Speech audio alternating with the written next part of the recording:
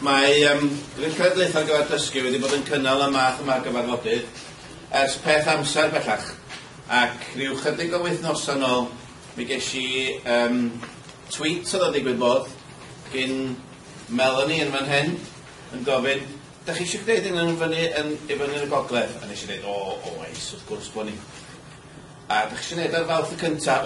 Dim problem. Dim Fawrth y cyntaf ddim di gweithio. Heddiw bron iawn ddim di gweithio, ond da ni wedi cyrraedd mawr diwedd.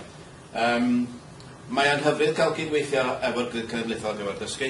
Dwi'n siŵr fe Dafydd rhywbeth i ddeud am y grid nes ymlaen. Ga i ddiolch yn y lle cyntaf i pawb sydd sy'n cymryd rhan yma heno. O waelod calon, dwi wedi gweld rhai o'r cyfrifiadau maen nhw'n werth i gweld. Diolch o galon i chi, bod ni wedi gorfod perswadio, troi braich, cynnig pob math o dan teithio'n dan hael i chi cymryd rhan. Da ni'n wirioneddol ddiolchgar i chi, diolch yn iawn.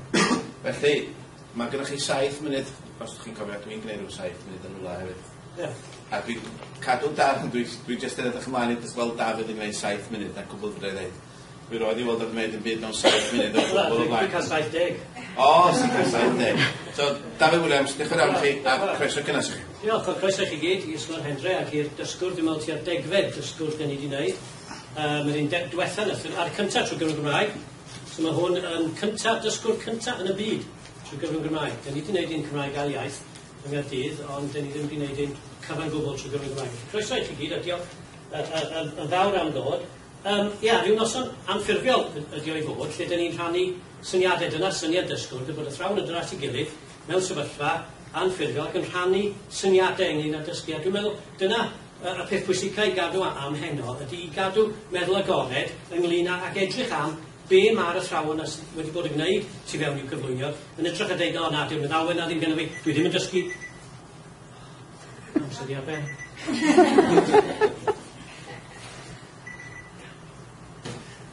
Chi bod, bod chi'n edrych tu hwnt i hynny, ac yn gwybod, hwnna'n syniad da, allai geisio gwneud hwnna fy mhlant i, beth bynnag ydi oed nhw yn ôl yn ysgol. Fel y Derek yn dweud, mae'r cyfarfodydd yma i gyd yn cynnig cyflwyniadau 7 munud a 2 funud. Dwi'n meddwl bod gennym ni rai 2 funud. Rai 2 funud heno. Oes o? Oce. Iawn. 2 munud efo'ch gilydd. Munud yr un. 7 a 2. Naw. Hwna fi.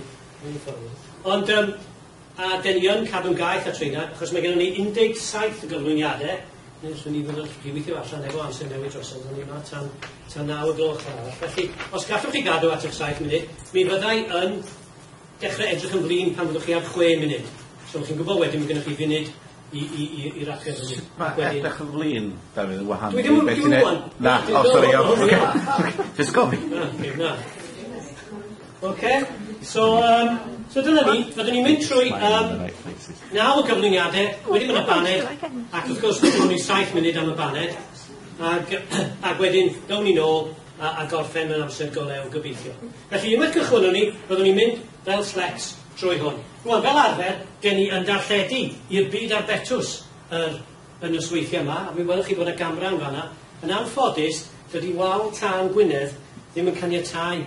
Dwi'n gwybod beth sy'n bod efo chi, dyn nhw ddim eisiau darlledu chi o Wynedd i'r byd, yn efo eisiau cadw chi gyd yn saff yn Wynedd, neu falle, dwi'n gwybod dweud i'r rheswm, ond dyn nhw ddim eisiau ffilmio chi i'r byd ar betws, ond beth dyn ni'n neud, dyn ni'n mynd i ffilmio yn fanna heno, cadw'r clipiau, a mi fydden nhw ar y grid.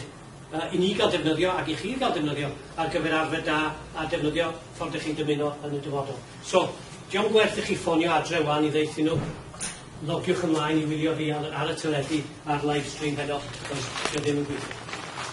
A dyna fo dweud y gwir, ond cyn i ni danio, o'n i'n meddwl jyst i gadw cywair ar be dyn ni'n neud, o'n i'n meddwl sy'n jyst rhoi hwnna i fyny ar y sgrin.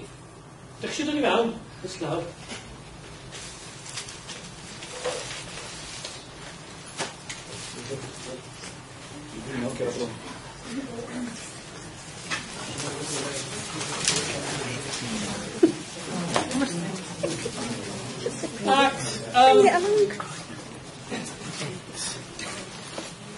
Dwi'n meddwl mae debyg, dwi'n gwybod a'ch chi weld hwnna, ac ydych chi wedi weld o'r blaen? Do. Rhywun? Do. Ar wahan i fi? Do. Mae dwi'n dweud am unedau, ddim aros. Ond dwi'n meddwl, dyna'r tamed cyntaf o weithgaredd rhyngweithiol y dos i ar draws erioed. Ac mae hwnna yn, dwi ddim, ond mae hwnna'n 80 mlwydd oed rwan. Ac fel ydych chi'n edrych arno fo, dwi'n gwybod ydych chi'n gallu gweithio drwy fo, a gweld sy'n modd gweithio, ydych chi'n gweld beth mae'n neud, ydych? A mae'n rhaid ydych chi'n darllen o, ydych chi'n gafel yno fo, ydych chi'n trio gweithio allan, a trio gweld be di'r neges. Mae hwnna'n 80 mlwydd oed blwyddyn nesaf.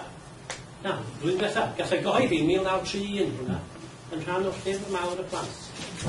Ac mae'r gweithgaredd, os ni'n dadle, diolch ots bod ar y technoleg yma heddiw, neu ar eich iPad chi, neu ar be bynnag, yr un mor ddilys o ran fod yn heriol i blant, yn diddori plant, ac yr oedd o 30 o flynyddoedd, na, 80 o flynyddoedd yn ôl.